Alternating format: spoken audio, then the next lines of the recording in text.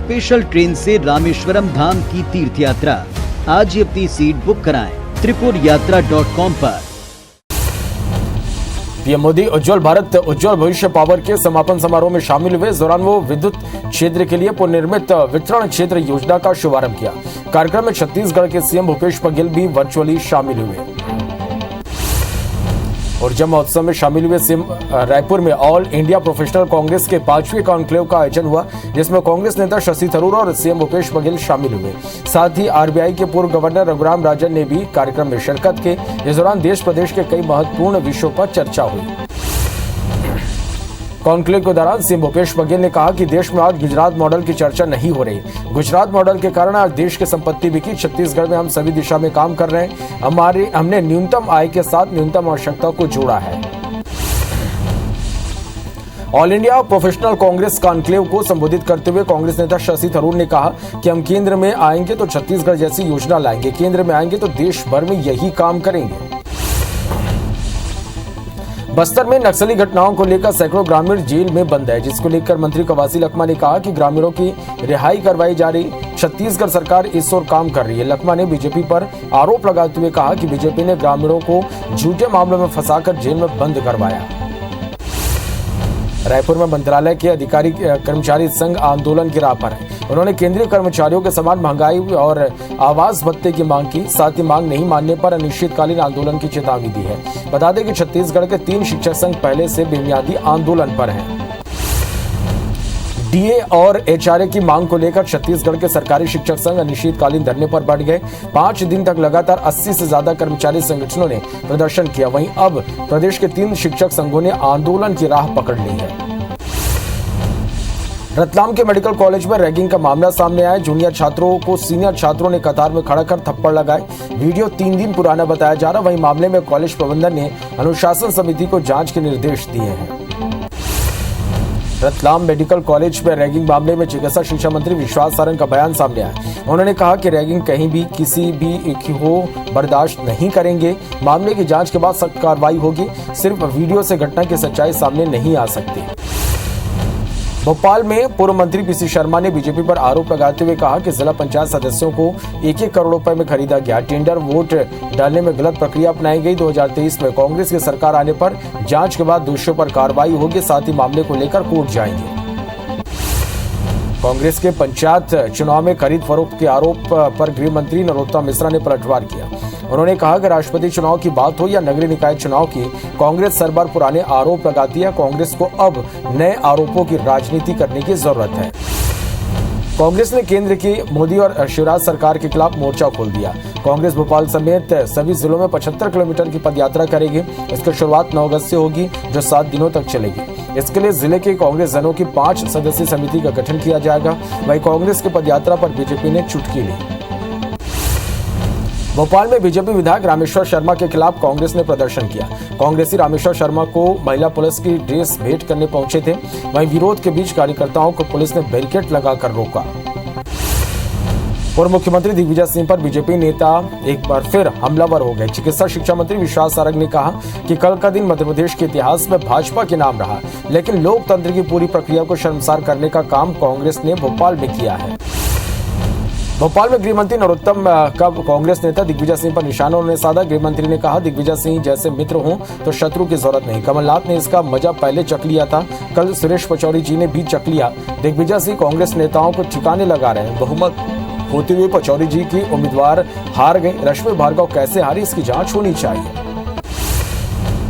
मध्य प्रदेश के गृह मंत्री डॉक्टर नरोत्तम मिश्रा ने फिल्म अभिनेता नसरुद्दीन शाह की पत्नी रत्ना पाठक शाह के बयान की निंदा की। उन्होंने कहा कि टुकड़े टुकड़े गैंग की समर्थक रत्ना पाठक का हिंदुओं के धार्मिक त्योहार करवा चौथ पर टिप्पणी करना बेहद शर्मनाक है। यह आपके मानसिक दिवालियापन को दर्शाती है।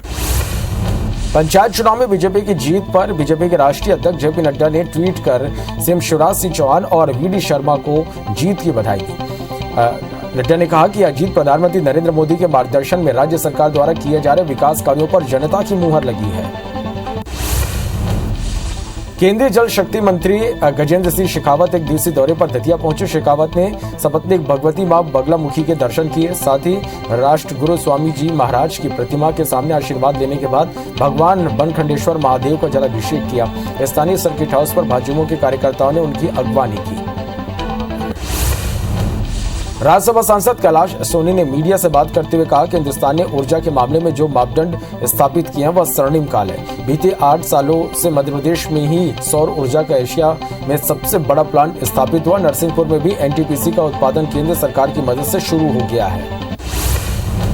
राजधानी रायपुर के बूढ़ा तालाब में मृतक के समाज के लोगों ने धरना दिया। समाज के लोगों की मांग है कि मृतक के परिजनों को आर्थिक मदद दी जाए, उनके परिवार के एक व्यक्ति को सरकारी नौकरी दी जाए और उनकी बेरहमी से हत्या करने वाली नाबालिग लड़की को कड़ी सजा दी जाए। बता दें कि कुछ दिन पहले नाबालिग लड़की ने मूक बधिर युवक की बेरहमी से हत्या कर दी थी। उज्जैन के 2 कार में अचानक भीषण आग लग गई। सूचना मिलने के बाद मौके पर पहुंची फायर ब्रिगेड की टीम ने आग पर काबू पाया। घटना माधवनगर थाना के 3 बत्ती चौराहे की है।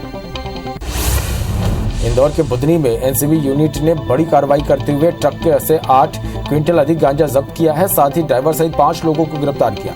बताया जा रहा है कि गांजा उड़ीसा से लाया जा रहा था, जो सागर में सप्लाई होनी थी।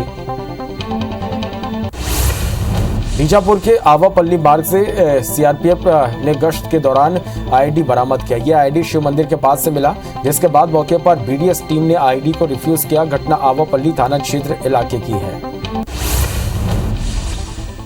धमतरी बोरोई थाना इलाके में एक बेटे ने अपने पिता की डंडे से पीट कर हत्या कर दी। मामूली विवाद पर आरोपी ने वारदात को अंजाम दिया। मामले में पुलिस ने आरोपी बेटे नरेश को गिरफ्तार कर लिया है। बिलासपुर में युवक पर चाकू और कुल्हाड़ी से हमला किया गया, जिसके बाद गंभीर हालत में युवक को सिम्स में भर्ती कराया गया। बताया जा रहा है कि गाड़ी से कीचड़ छिड़कने के विवाद में युवक पर हमला किया गया। वहीं घटना के बाद पुलिस मामले की जांच में जुट गई है। खरगोन के सेगांव में स्थित बोराड नदी उफान पर है, जिसके कारण खंडवा बड़ौदा राजमार्ग बंद हो गया। निर्माणाधीन पुल का काम धीमी गति से होने से आवागमन बाधित हुआ। भारी बारिश के बाद दूसरी बार नदी में बाढ़ आई है। कटनी पुलिस के सामने 2 पक्षों में विवाद हो गया और एक दूसरे पर जमकर लाठी डंडे चलाया गया। मारपीट का वीडियो सोशल मीडिया पर वायरल हो रहा। बताया जा रहा है कि पुलिस जमीन विवाद को सुलझाने के लिए पहुंची थी, जिसके बाद दोनों पक्ष में विवाद हो गया। मामले में पुलिस ने दोनों पक्षों के खिलाफ केस दर्ज कर लिया है। बीते दिनों बावलिया खेड़ी में दलित छात्रा को स्कूल जाने से रोकने का मामला पूरी तरह से झूठा निकला। विवाद सरकारी कुएं के रास्ते को लेकर हुआ था। पुलिस ने विवादित रास्ता खुलवा दिया। दलित छात्रा, उसके परिजनों और समाज के लोगों के दबाव में पुलिस ने बिना जांच के एफआईआर दर्ज करा दी। कटनी जिले के तिहारी गांव में 2 पक्षों के बीच जमीन को लेकर विवाद हो गया, जो पुलिस के रोकने के बाद भी शांत नहीं हुआ। दोनों पक्ष ने एक दूसरे पर जमकर लाठी डंडे भी बरसाए। थाना प्रभारी ने दोनों पक्षों के खिलाफ मामला दर्ज कर जांच शुरू कर दी। वहीं इस घटना का वीडियो भी वायरल हो रहा। भोपाल के Maulana Azad national institute of technology परिसर में इंजीनियरिंग के 4th ईयर के एक छात्र ने कैंपस के जंगल में ही फांसी लगाकर आत्महत्या कर ली। पुलिस ने लाश को पोस्टमार्टम के लिए भेज दिया। शुरुआती जांच में पता चला कि छात्र प्लेसमेंट नहीं होने को लेकर बेहद परेशान चल रहा था। इंदौर में भूकंप के झटके महसूस किए गए, जिसकी जानकारी मौसम विभाग ने ही दी है। बताया जा रहा है कि भूकंप के झटके सुबह 6:30 पर महसूस किए, जिसका हाइपोसेंटर 10 किलोमीटर गहराई पर था। खरगोन में तहसीलदार ने यूरिया खाद ज्यादा दाम पर बेचने वालों पर बड़ी कार्रवाई की। शिकायत मिलने के बाद नायब तहसीलदार ने गोडाउन सील करते हुए 150 बैग यूरिया खाद जब्त किया। पुलिस को शिकायत मिली थी कि फर्म का संचालक 267 रुपए के बजाय 400 रुपए प्रति बैग यूरिया खाद बेच रहा है। रीवा भोपाल रेवांचल एक्सप्रेस के कोच में घुसकर गोली चलाने वाले 4 हमलावरों को सतना की अदालत ने 5 साल की सजा सुनाई। 21 अगस्त 2011 के दिन सतना में आरोपियों ने न केवल लूटपाट की थी, बल्कि राहुल सिंह नाम के युवक पर कट्टे से फायर भी किया था। हालांकि युवक की जान बाल बाल बच पाई। जांजगीर चांपा की सिटी कोतवाली पुलिस ने नौकरी लगाने के नाम पर लाखों की धोखाधड़ी करने वाले इंस्टीट्यूट संचालक को गिरफ्तार कर लिया। आरोपी करुणा शर्मा को बिलासपुर के रामा लाइफ सिटी में पकड़ लिया गया।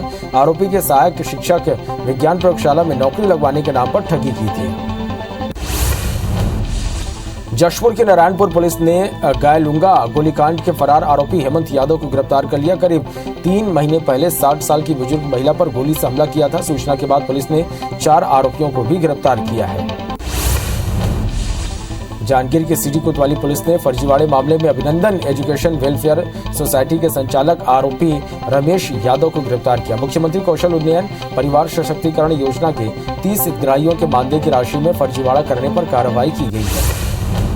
जशपुर जिले की कोतबा पुलिस ने महिला के साथ छेड़छाड़ करने वाले आरोपी को गिरफ्तार किया। पीड़िता की शिकायत के मुताबिक आरोपी ने उसके घर में घुसकर छेड़खानी की, जिसके बाद पुलिस ने एफआईआर दर्ज कर लिया। मामला दर्ज होने के बाद से आरोपी फरार था, जिसे पुलिस ने उसके ससुराल से गिरफ्तार किया है।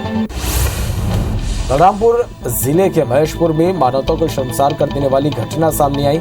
यहां एक नवजात झाड़ियों के बीच नीचे पाया गया, जिसे चींटियों ने काटकर बुरी तरह से घायल कर दिया था। ग्रामीणों की सूचना पर चाइल्ड लाइन ने नवजात को इलाज के लिए जिला अस्पताल में भर्ती कराया।